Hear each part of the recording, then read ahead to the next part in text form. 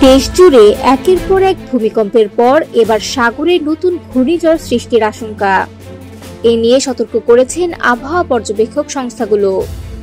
Straight of Malacca ও আশপাশের এলাকায় যে লঘুচাপ তৈরি হয়েছে সেটি এখন ধীরে ধীরে শক্তি সঞ্চয় করছে।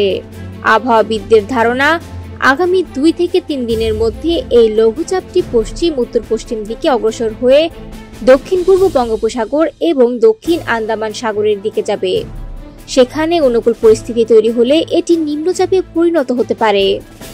বেসরকারি আবহাওয়া সংস্থা Bangladesh weather observation team BWOT জানিয়েছে, সিস্টেমটি 25 থেকে 27 নভেম্বরের মধ্যে গভীর নিম্নচাপে এবং পরে ঘূর্ণিঝড়ে রূপ নিতে পারে। ঘূর্ণিঝড়ে পরিণত হলে এর সম্ভাব্য নাম হতে পারে সেনিয়ার। পূর্বাভাস বলছে 28 বা 29 নভেম্বরের দিকে এটি আরও উত্তর পশ্চিম দিকে উঠে মধ্য বঙ্গোপসাগর ও পশ্চিম মধ্য বঙ্গোপসাগর এলাকায় পৌঁছাতে পারে।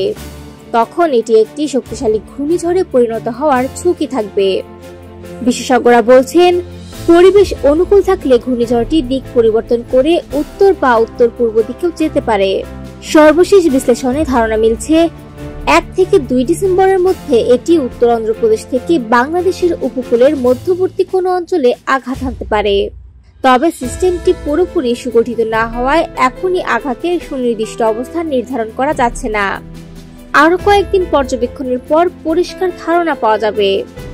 BWOT-র আরো পূর্বাভাস, সম্ভাব্য এই ঘূর্ণিঝড়ের প্রভাবে বাংলাদেশে তৈরি হতে পারে একটি বিস্তৃত বৃষ্টিবলয়। 30 নভেম্বর কিংবা 1 ডিসেম্বর থেকে শুরু হয়ে এই বৃষ্টি চলতে পারে 2 থেকে 3 দিন। রংপুর ও রাজশাহী বিভাগের তুলনায় দেশের দক্ষিণ, মধ্য ও পূর্বাঞ্চলে বৃষ্টির পরিমাণ বেশি হওয়ার সম্ভাবনা রয়েছে।